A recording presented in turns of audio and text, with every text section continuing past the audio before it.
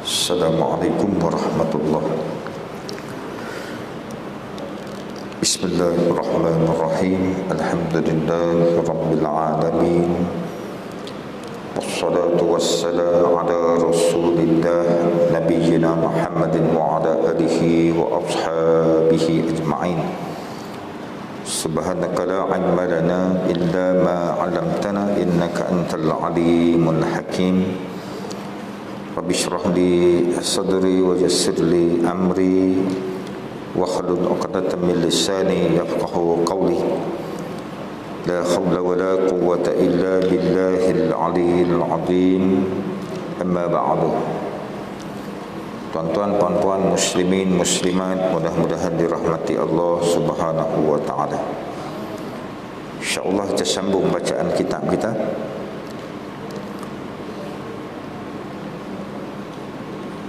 InsyaAllah perbincangan kita sampai muka surat 27.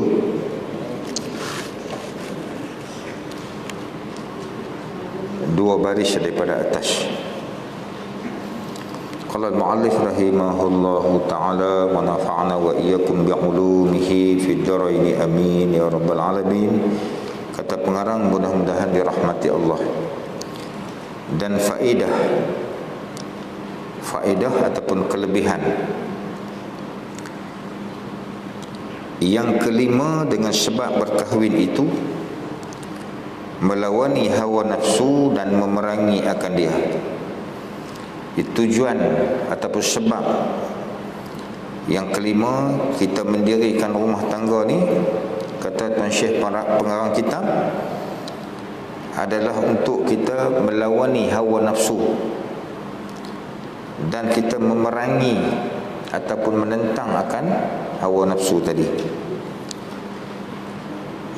Sebagaimana yang disabdakan oleh Nabi sallallahu alaihi wasallam, kata Nabi, ya ma'syar as-sabab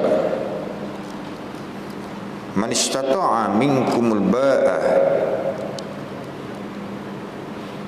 falyatazawwaj wa man lam yastati' fa alayhi bis-sawm fa innahu lahu wija'un. Maqal hadis sahih riwayat daripada Imam Bukhari. Kata Nabi, wahai sekalian pemuda, siapa di antara kalian yang mempunyai ba'ah, kata Imam Nawawi dalam Syarhu An-Nawawi ala Muslim juzuk 9 muka surat 173, kata Imam Nawawi dimaksudkan dengan al-ba'ah yakni orang yang mampu berjima', orang yang mampu berjima' ataupun bersetubuh. Dalam kitab ahkam, dalam kitab ahkam syarah umdah ahkam karangan Ibnu Daqiq Aid mentafsirkan perkataan al-ba'ah tu membawa maksud nikah,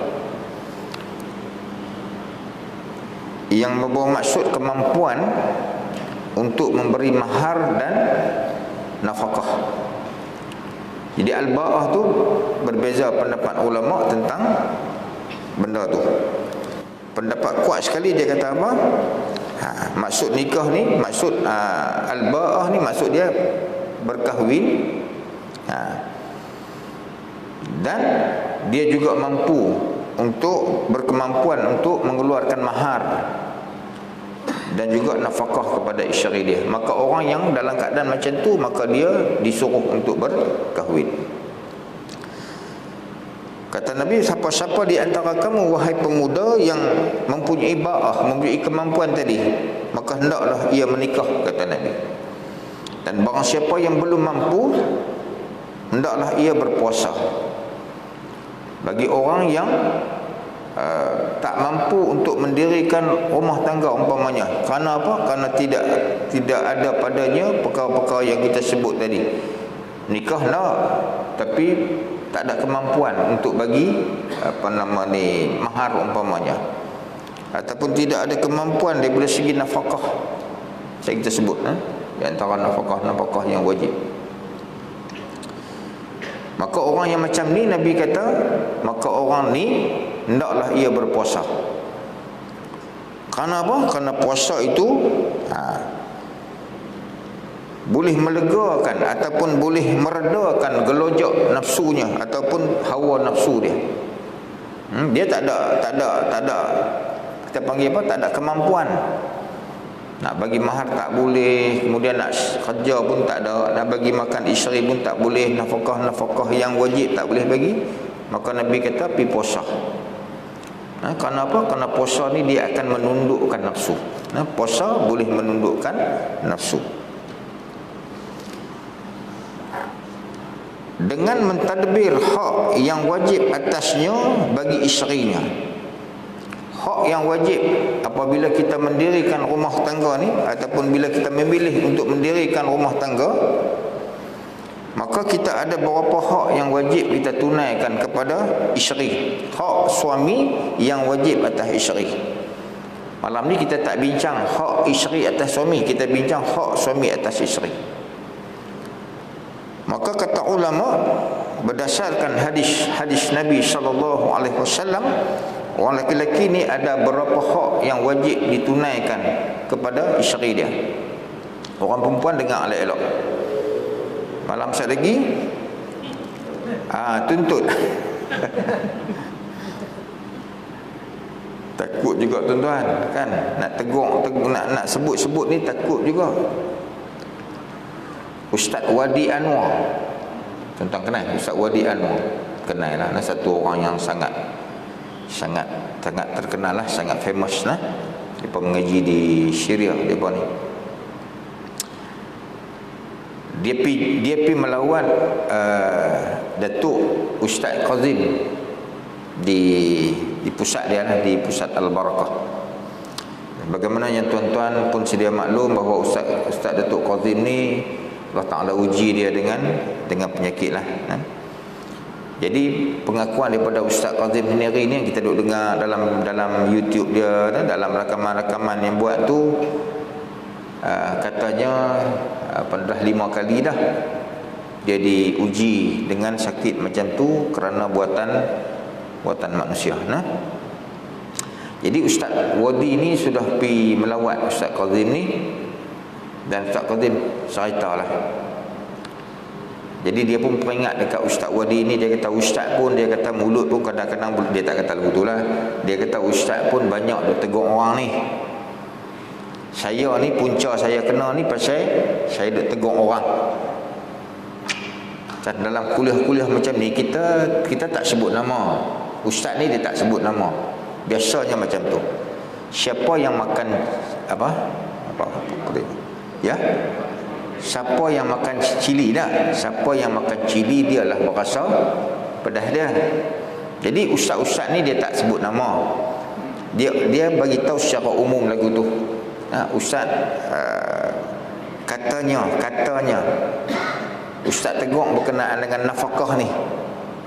Di antara nafkah wajib, maka ada tak bagi dekat isteri nafkah yang bentuk wang ringgit? Ada dah, ada bagi, tapi untuk beli ikan. Untuk beli ikan dia kata bukan, maksudnya itu untuk makanan seisi keluarga. Maknanya ada satu duit asin pula bagi dekat isteri ni. Jadi kawan hak dengar ni dia berasa dituju dekat dia. Kemudian dia pun balik daripada kuliah, isteri dia pergi kuliah, isteri dengar, isteri sudah ungkit. Ataupun isteri tu dengar dalam YouTube ke apa, isteri sudah ungkit, akhirnya jadi satu perkelahian, akhirnya membawa kepada perceraian. Jadi dia terus pergi jumpa Ustaz Wadi, ceritalah. Yang ni Ustaz Wadi kena. Ustaz Zaki ni Ustaz Zaki guru saya. Ustaz Kazim ni mai ikut mana pula teringat guru lama tak ziarah mak tu kan. Allahumma salli ala Muhammad. Jadi Ustaz Wadi cerita orang tu mai jumpa dia. Kata Ustaz, mulut jaga sikit. Nak cakap tu jaga sikit. Ustaz ingat semua orang samakah? Kami ni tak ada duit, macam mana kami nak bagi nafkah dalam bentuk duit? Kami boleh bagi nafkah dalam hak wajib, makan, minum apa semua tu lah. Kan? Jadi sekarang ustaz punya pasal menyebabkan kami laki bini bercerai. Ustaz kena tanggung benda tu, dia kata. Baik, ustaz pun terkejutlah. Ustaz Wadi kata, depa yang masalah suami isteri saya nak kena tanggung. Katkan lagu tu. Jadi Ustaz Kazim pun ceritalah dekat Ustaz Wadi ni, dia pun kena tegung. Jadi tuan-tuan tak usah buat gitu kat saya kot no.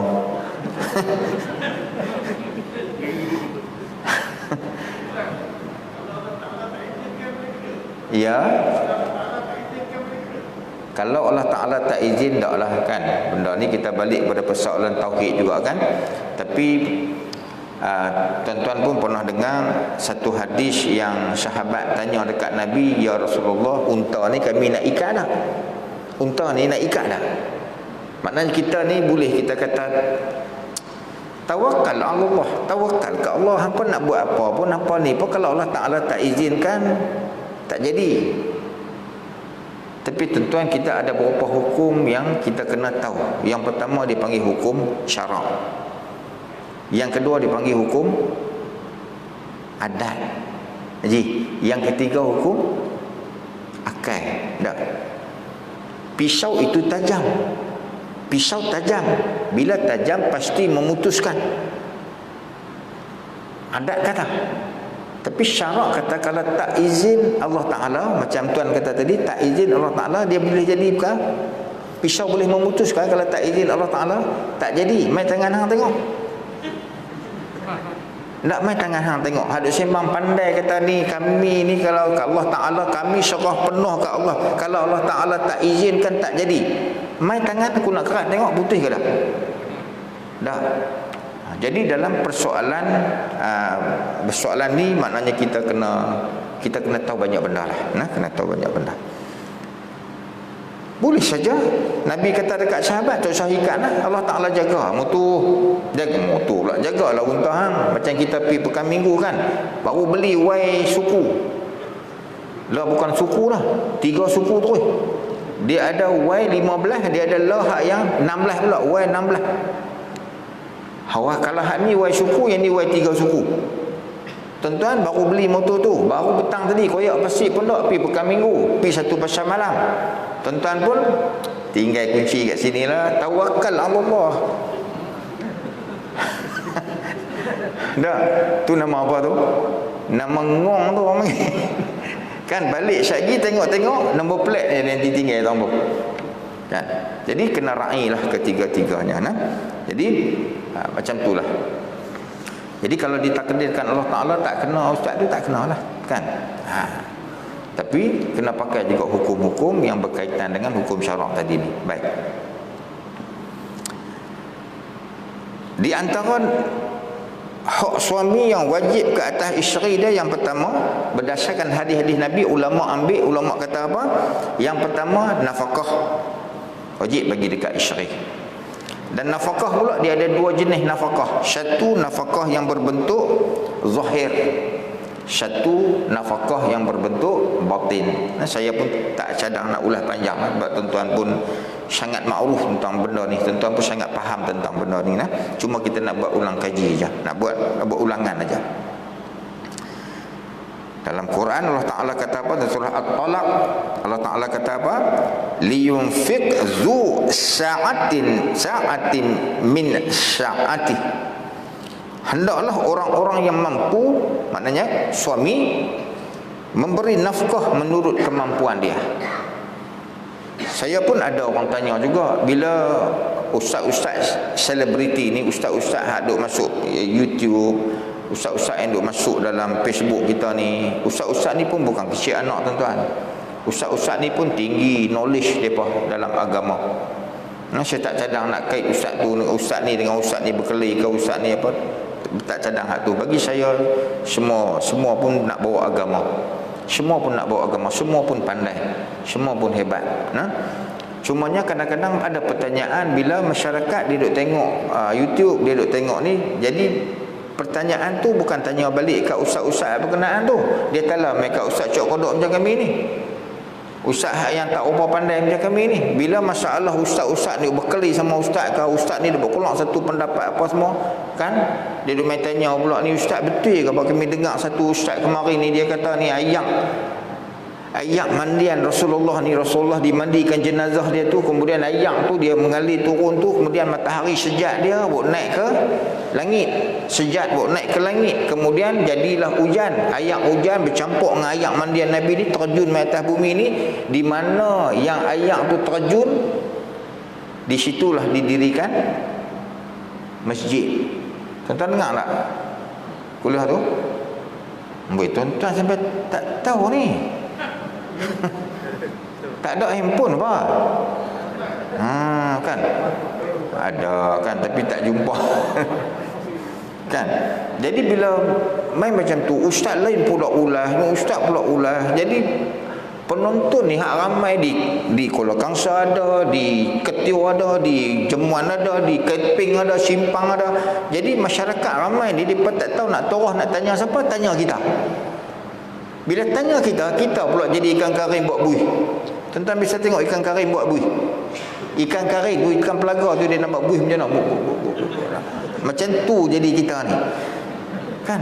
Ish, kok mana pula ni? Ni kok mana pula? Ni kok mana pula? Ada juga ustaz-ustaz ni kata apa? Wajib yang bagi kat isteri tadi ni, yang tu lauk ikan, lauk beli beras, lauk beli bawang, yang tu bukan nafkah dia. Nafkah ni wajib bagi duit kat dia. Tuan-tuan bisa dengar tak?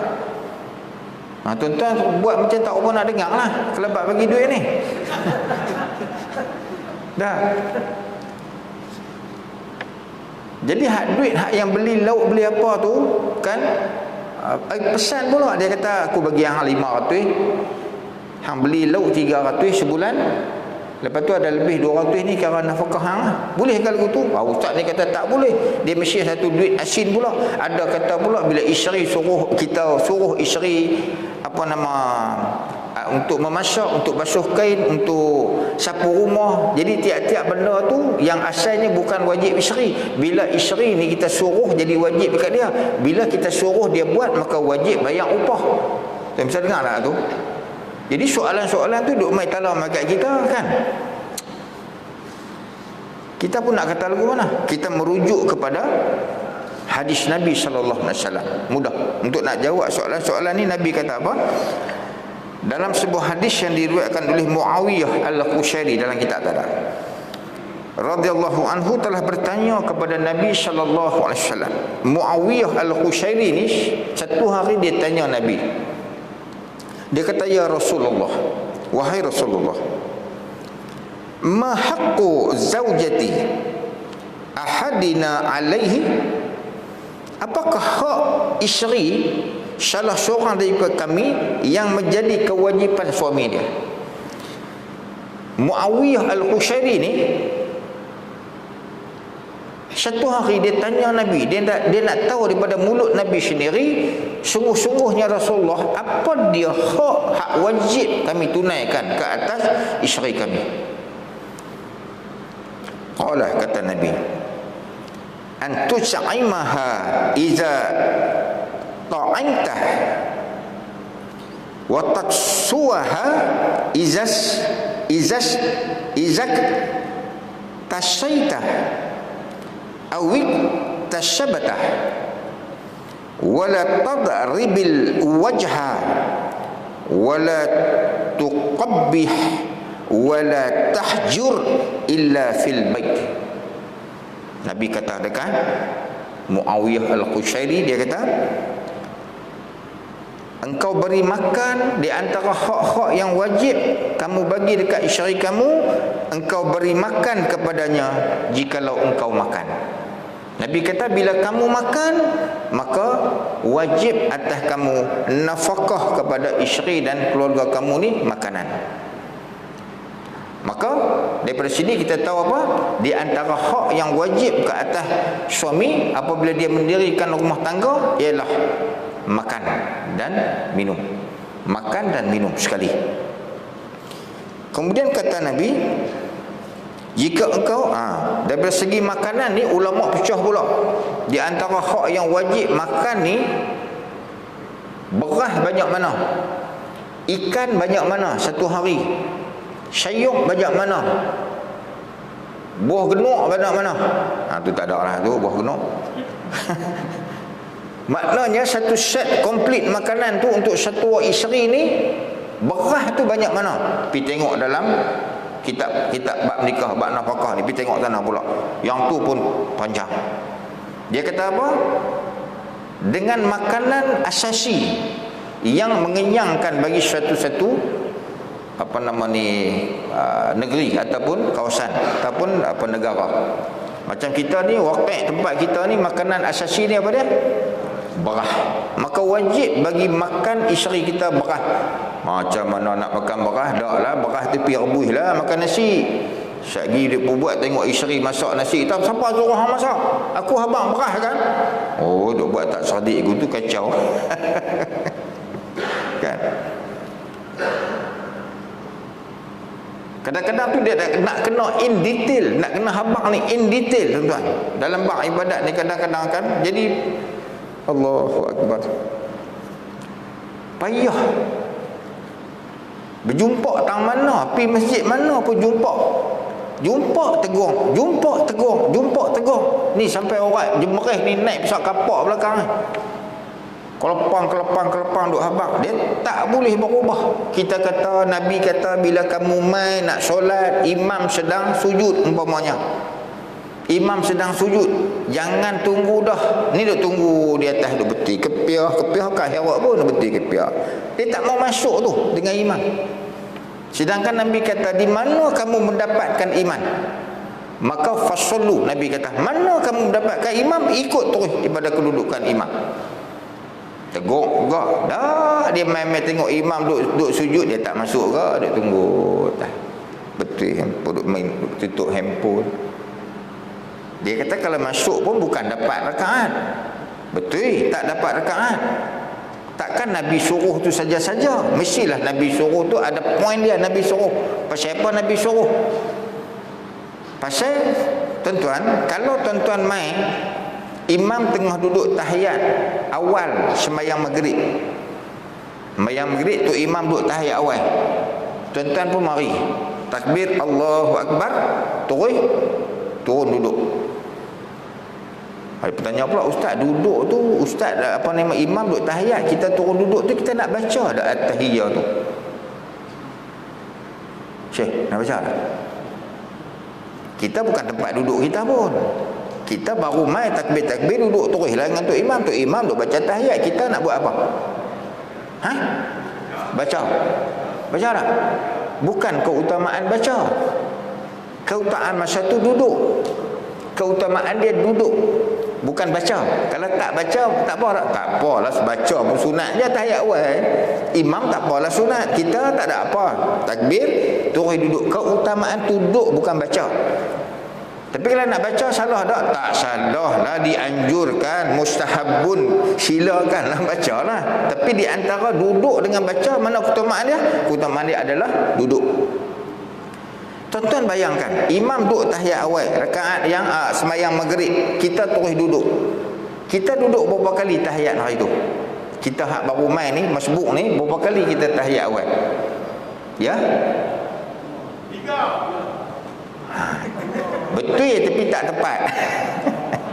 Berapa kali? Kita kira sama-sama. Imam tengah duduk tahiyat, kita takbir terus duduk tahiyat. Tahiyat awal ni, kita terus duduk tahiyat, kita pun baca at-tahiyat dulu. Dapat tak pahala? Dapat tak pahala baca? Dapat. Pahala duduk? Dapat. Okey. Kita dapat pahala baca, pahala duduk sekali dah. Syakji imam naik rakaat dia, rakaat nombor berapa? Nombor 3, sembahyang maghrib. Sembahyang maghrib berapa rakaat? Tu nak tanya ke? Sembahyang maghrib 3 rakaat. Imam turun sekali lagi, dia turun dia buat apa? Dia duduk tahiyat akhir. Jadi kita wajib dah ikut dia. Wajib ikut dia sebab kita dah ikat diri dia dengan dia tadi tu. Bila dia duduk, kita tak ada tahiyat pun, kita kena duduk. Dia dah tahiyat awal tadi, dia dah tahiyat akhir. Kita berapa kali dah tahiyat? 2 arah. Kita 2 arah. Kita dapat tak pahala duduk yang kedua? Dapat. Pahala tahiyat? Dapat lagi. Sat lagi, imam bagi salam, kita pun naik. Kita rakaat berapa? Baru satu. Turun tu baru jadi dua. Kita ada tak tahiyat awal kita? Ada. Berapa kali dah baca?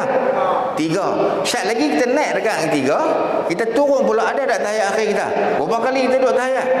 4 kali. Tuan-tuan pergi cari tengok sembahyang apa yang ada duduk tahiyat 4 kali. Melainkan orang yang Allah Ta'ala pilih untuk mai ketika imam, bukan sajalah saya duduk tunggu, tak boleh masuk tak boleh masuk lagi pasal imam tak duduk tahiyat lagi kan, duduk lilau tu kan, tak maulah macam tu, tak sengaja punya, tak sengaja parking kereta lambat ke mana ke apa, masuk imam duduk tahiyat akhir. Cantik Allah Ta'ala pilih kita tu untuk dapat pahala tambahan. Apa pahala tambahan dia? Sujud. Duduk antara dua sujud lagi. Duduk tahiyat pula, saat lagi berdiri, dengar pula bacaan imam. Imam baca apa, kau saat lagi dengar. Kalau ada amin, kita amin pula lagi. Banyaknya pahala-pahala tambahan selain daripada pahala sembahyang jemaah tu sendiri. Jadi jangan tunggu tuan-tuan, jangan tunggu. Di mana kamu dapat imam? Idza adraktum fasallu, Nabi kata masuk bersama dengan imam, jangan tunggu dah. Yang tu pun kan duk tegur tu bukan saya tegur je, tu ustaz-ustaz lain pun duk tegur ke, mai tadi pun duk tengok ada lagi kan. Tu tak tengok yang macam-macam kelaku perangai sembahyang lagi, macam-macam jenis. Allah Akbar, lagu tu pun ada ke?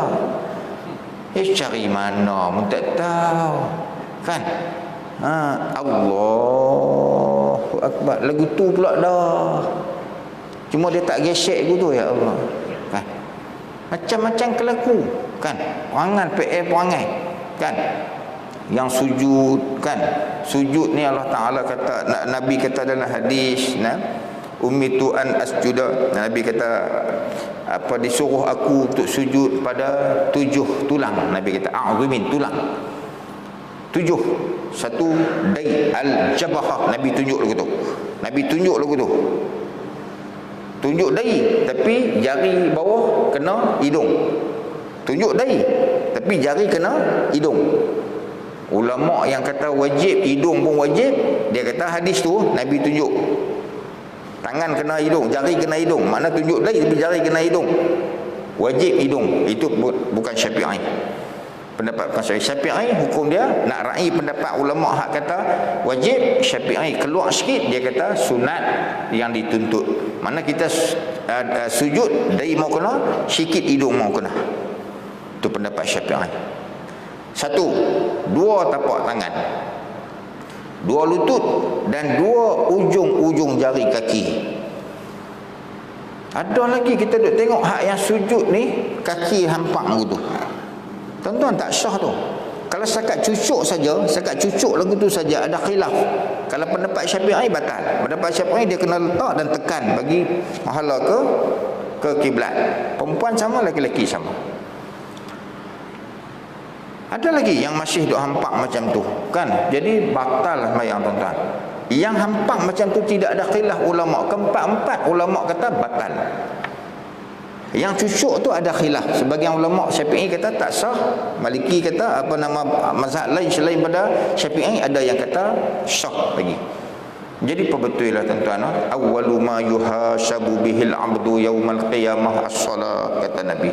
Awal-awal benda yang Allah Ta'ala nak hisap esok dalam kubur esok ni, Nabi kata adalah sembahyang. Jadi perbetul sembahyang kita ni kan, buat lagi banyak lagi kelas-kelas tentang solat ni. Biar ustaz ni mengajak sembahyang, ustaz ni mengajak sembahyang, ustaz ni mengajak sembahyang, tak apa. Ustaz tu ajak qiraat, ajak cara baca dalam sembahyang tu, tak kira takbiratul ihram lagi kan.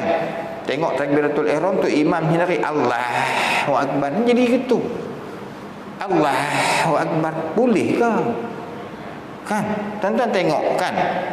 Apabila satu ayat yang dia mula dengan alif lam, dia mula dengan alif lam. Dalam kes ni Allah alif lam mula, maka baris yang dibaca adalah baris atas. Baris baca atas, bunyi Allah, bukan illah, bukan Allah, Allah. Bila dalam keadaan macam tu, bacaan itu lam jalalah itu wajib dibaca secara tarhim, wajib dibaca terbaik. Dia tak boleh baca ALLAH yang tu tarqib.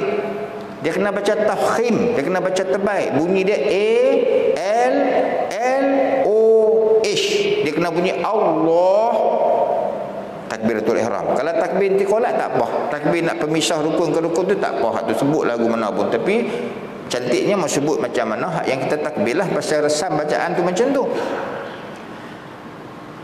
Dia mesti bunyi ALLOH. Dia bunyi Allah. O, bunyi O. Buat cuba buat O tengok. O. O muncung mulut tak? O muncung. Jadi bila kita sebut Allah, mulut kena muncung. Barulah menempati yang dikehendaki oleh Nabi. Nabi kata apa? Sallu kama raaitumuni usalli.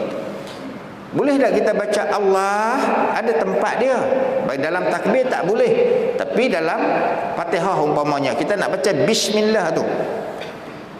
Bila alif lam tadi ni huruf sebelum dia berbaris bawah. Ba, shin, mim. Bismi, mim tu baris bawah. Jumpa dengan alif lam, maka dia kena baca tarqiq, dia kena baca tarqiq, dia kena baca nipih. Tuan-tuan tengok mulut saya. Bismillah, la, dia kena macam kenyih sikit tu. Tadi kena muncung. Hak ni dia kena kenyih. Bismillah. Dia kena macam tu. Kalau pergi bismillah, ada pula baca lagu tu. Ada tuan-tuan, abang bagi. Kalau tak mengaji ni, dia rengkuh ikut sukalah. Dia bantai ikut sukalah. Dia peduli apa? Dia kata hang kira aku sebut tak betul. Ni orang lagi yang ramai tak semayang. Dia pukul gutu pula dah. Mana boleh hang kira lagu tu? Kan? Awak pikut tu pula tu.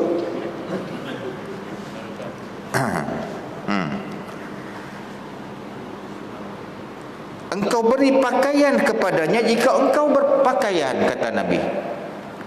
Makanya makan, nombor satu, kita kata tadi nafkah tadi ni dia wajib dalam keadaan makanan asasi. Kalau kita sini berah, kalau kita pergi menikah dengan satu orang perempuan Afrika, kita pergi nikah, mata tahu kita pergi buat kerja UN ke apa, unit apa, bangsa-bangsa bersatu, pergi berkenan dengan satu perempuan Afrika, nikah dengan dia. Boleh kan nak bagi nasi ke dia? Dia kata saya akan makan nasi, saya makan ubi kayu.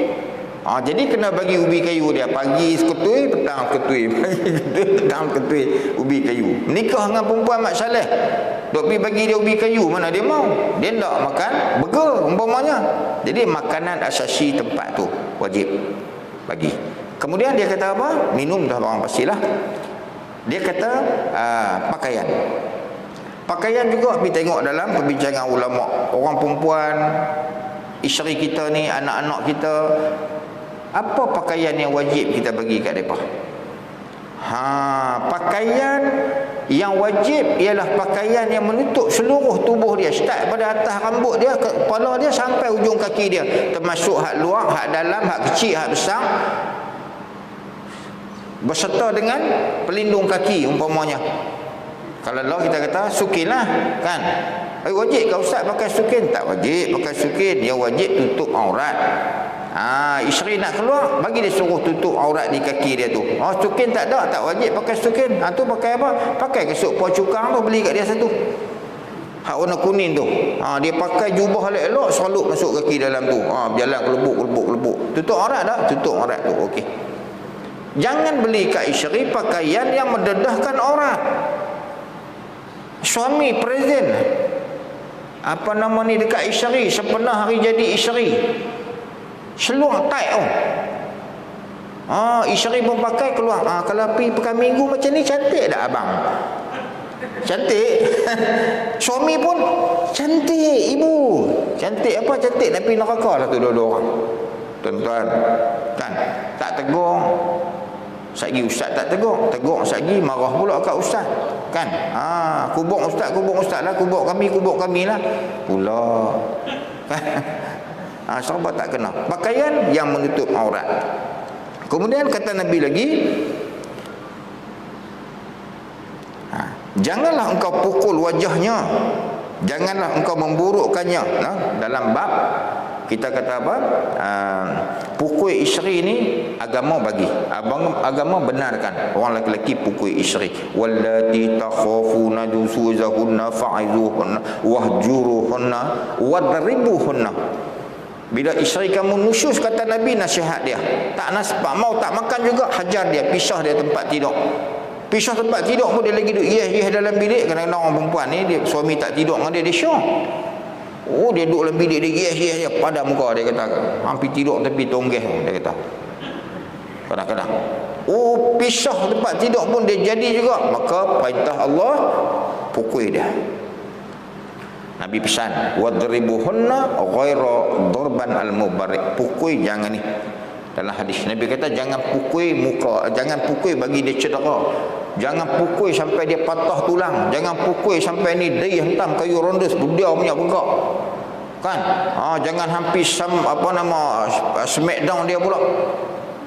Melainkan pukul itu sebagai tahdib saja, sebagai peringatan saja, supaya dia terkejut. Kita tak pernah pukul dia, tiba satu hari kita pukul dia.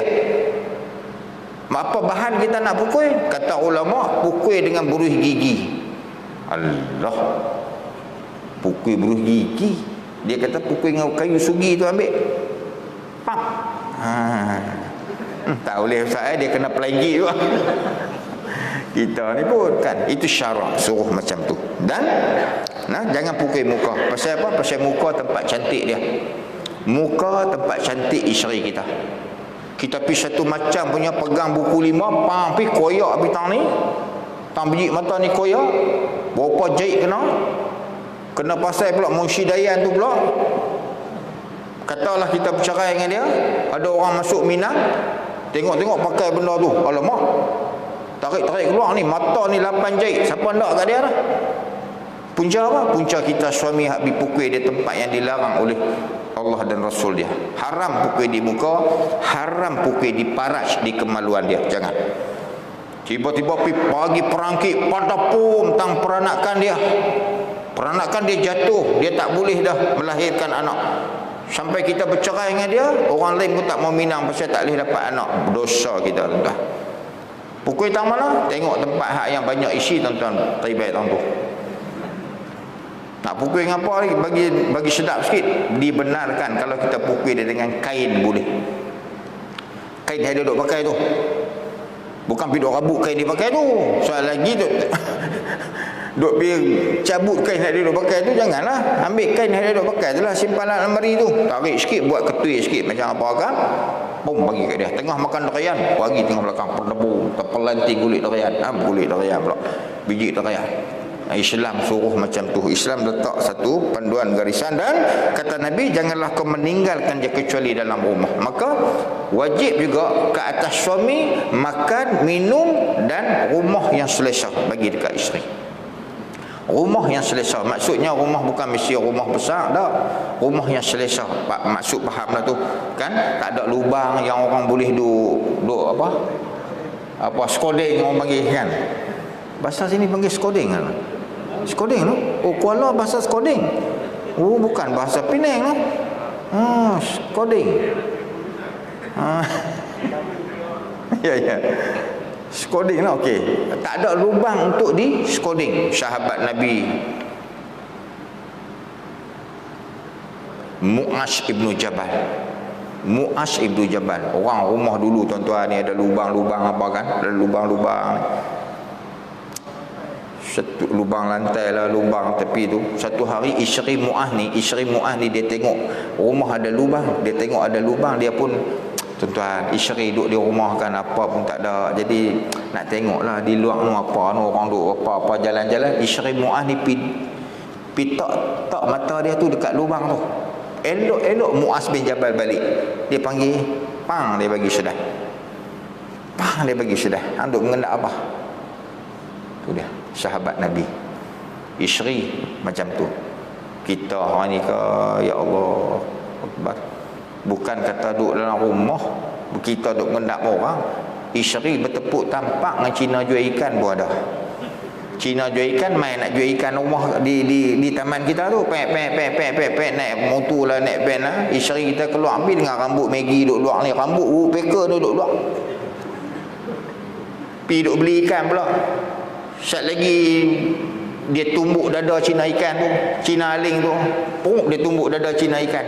Cina ikan pun macam duk cubit pinggang dia. Ni apa? La ilaha. Suami duduk dalam rumah tengok. Dayus. Suami ni dayus. Ad-dayus la yadkhulul jannah, kata Nabi. Orang dayus tak masuk surga. Dayus ni apa? Dayus ni lemah tenaga batin. Itu bukan dayus. Yang tu bukan dayus. Yang tu mati pucuk hak tu.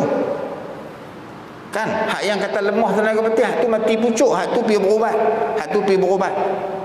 Isteri yang mana suami dalam keadaan macam tu, nak abang kat orang perempuan lah sebagai ilmiah lah, bukan nak madukan siapa-siapa.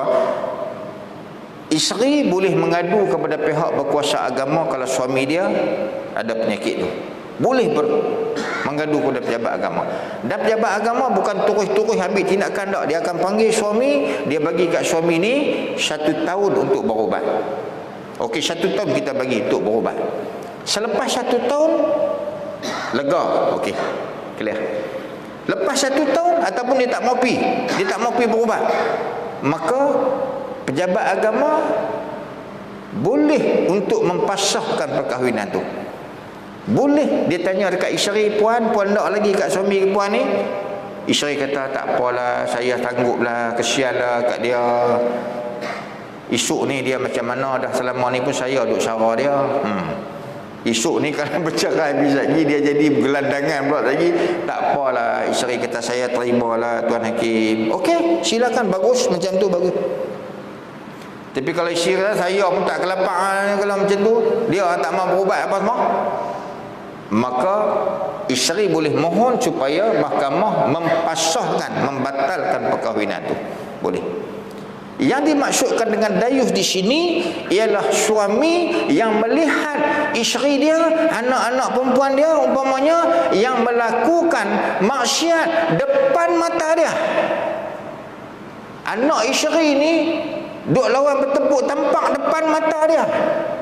Pi pejabat, orang boleh duk cubit belakang isteri dia. Orang boleh duk melawak, tepuk tampak dengan isteri dia. Suami tahu benda tu, dia tahu benda tu, tapi dia diam, maka dia dayus.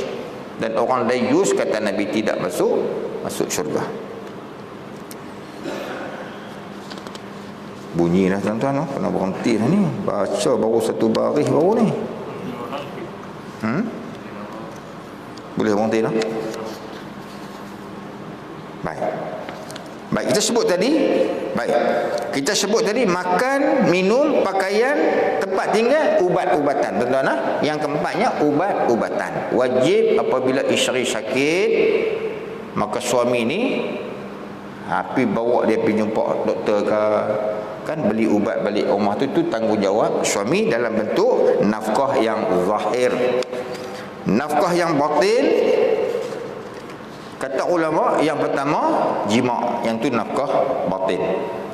Dan jangan skopkan ataupun kecilkan kita punya skop tentang nafkah zahir ni kepada jima' semata-mata. Kerana ada satu lagi yang lebih penting daripada itu adalah nafkah batin, yakni wajib bagi suami mengajar isterinya tentang hukum-hukum agama. Yang tu dipanggil nafkah zahir juga. Hak tadi nafkah batin, nafkah zahir, yang ni nafkah batin. Nafkah batin yang pertama jima', yang kedua adalah bagi isteri ni, ajak isteri ni ilmu-ilmu agama. Di antaranya ilmu-ilmu yang wajib, ilmu fardu ain yang wajib, tauhid, umpamanya fiqh, umpamanya tasawuf. Ajak isteri tentang ilmu tauhid berkenaan dengan akidah Ahlussunnah wal Jamaah, itu wajib bagi suami. Dan kepada anak-anak, wajib juga bagi suami mengajarkan perkara-perkara sifat-sifat, kita panggil sifat-sifat yang wajib, mustahil, harus bagi Allah Subhanahu wa taala. Kita panggil sifat apa? Sifat 20 tu wajib suami mengajar kepada anak dan isteri dia. Dan di antaranya rukun iman, rukun Islam, itu kewajipan suami untuk ajak kepada isteri dia. Dan kemudian ajak pula tentang ilmu fiqh, ilmu-ilmu yang berkaitan dengan ibadah umpamanya, ibadah untuk menepati syariat Islam tu. Di antaranya soal-soal rukun ataupun kerukunan bagi sembahyang, umpamanya puasa, asas-asas tentang mandi wajib. Persoalan-persoalan mengenai darah haid, darah nipah orang perempuan, wajib suami ajak. Yang dikatakan darah nipah ni dia main mula-mula kala apa, lepas tu dia lepas 2-3 hari jadi kala apa, lepas tu dia lepas 2 hari jadi kala apa, Syekh? Mula-mula main darah haid kala apa? Kan? Macam mana gaya? Kan? Ada darah haid, isteri pi mengadu kat dia, ayah ni darah haid saya awak jadi kala ni. Kala apa? Hijau, dia kata. Tu dia. Darah mana ada biasa warna hijau, mengarut hampir mandi. Hai. Dah. Di antara darah-darah haid juga berwarna hijau. Ada darah haid yang berwarna hijau. Jadi wajib benda tu diceritakan kepada isteri. Mai 2 hari kering, lepas 2 hari kering, mai lagi 2 hari, kering 3 hari, mai lagi 2 hari. Darah apa nak kata tu? Wajib hajak dekat isteri. Dan apabila darah isteri haid, isteri kering pada waktu subuh, pada waktu asar, pada waktu isyak, sekurang-kurang dia takbiratul ihram, Allahu Akbar, masuk waktu subuh. Katalah masa tu 5.45, 5.56,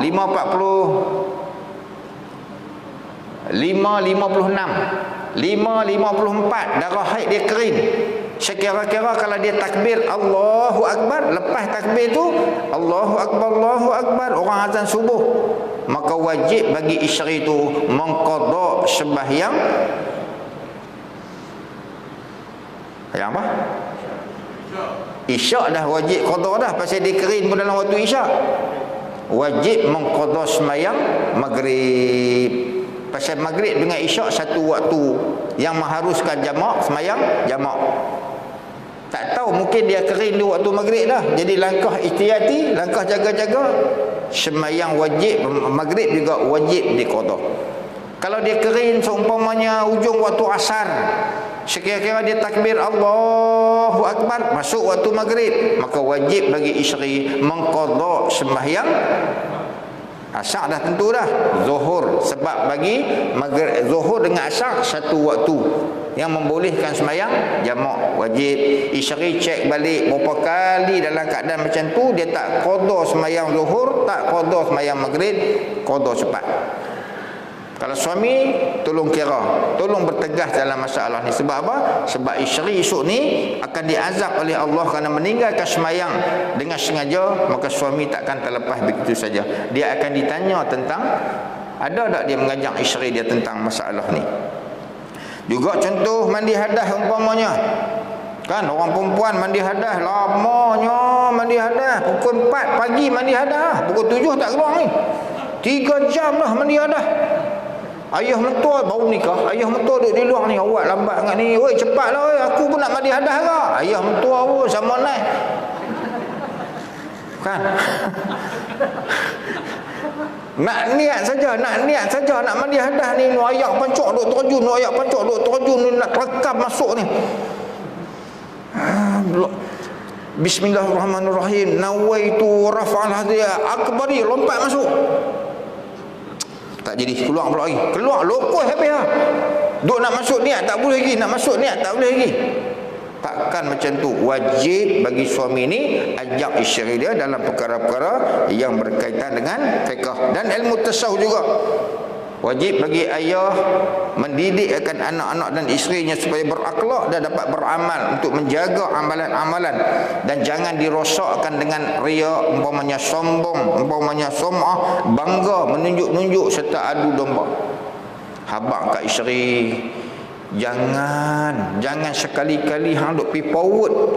Hang dapat satu benda saja yang hang tak tahu benda ni betul ke tak kan, ni tangan ni macam menari atas tu. Isteri ni malam-malam tengok putih dalam selimut. Dalam selimut nampak putih pun kita kata isteri aku jak-jak duk mengaji ni tengok muka bercahaya. Rupanya bercahaya apa? Bercahaya tu dia duk kira nak forward saja. Sedangkan benda ni kita tak tahu lagi betul ke tak, salah ke tak. Kita forward juga dalam kita tak usul paksa. Kalau benda tu benda yang menyebabkan ghibah, benda yang menyebabkan kita mengumpat, mengunjing, dalam bahasa Quran Allah Ta'ala kata begitu. Allah Ta'ala sebut dalam Quran, mau dak hampa ni bila ada satu orang kawan hampa mati, hampa pergi kerat daging dia, bukan kata nak buat apa, potong daging dia, pergi layung betul-betul atas api semua, buat macam sate tu, pakat duk rekah makan daging saudara dia sendiri. Itulah mengunjing ataupun mengumpat ataupun gosip, ataupun kita duk pergi tolak benda-benda yang kita tak tahu benda tu adalah benda tak benar yang dibawa dia reka-reka. Ni duk masuk ni tuan-tuan ni. Bila bulan Rajab kita berada di terakhir Jamadil akhir, nak masuk bulan Rajab dah. Nak masuk bulan Rajab. Betul tak tu? Masuk lagi bulan Rajab? Belum lagi. Nak masuk bulan Rajab. Dia tiba mai satu hadis, barang siapa yang habaq kata ni dah akhir dah bulan Rajab, bulan Jamadil akhir, nak masuk Rabiul akhir, nak masuk pula bulan Rajab, maka siapa pi habaq ke orang, dia mai satu dalam handphone. Saya pun dapat juga. Kan tuan-tuan, apa status hadis tu? Hadis tu maudhu', hadis tu palsu tuan-tuan. Tak boleh beramal, berdosa kita beramal dengan hadis palsu. Kita pergi tolak juga dalam keadaan kita tak tahu, forward juga ke orang. Kita terimalah balasan. Kita sudah, man kadzaba alayya muta'ammidan falyatabawa maq'adahu minan nar, kata Nabi. Barang siapa yang berbohong atas nama aku tak kata macam tu, tapi dia kata aku kata. Nabi kata siap tempat rehat kamu di dalam neraka. Jadi ajak dekat anak-anak, dekat isteri, cerita pasal benda-benda ni. Jangan terlibat dengan perkara-perkara yang mendatangkan dosa yang kering, orang panggil dosa secara percuma. Wallahu a'lam bishawab. Dan sabar atas kelakuan isteri, insya-Allah kita sambung pada kuliah yang akan datang.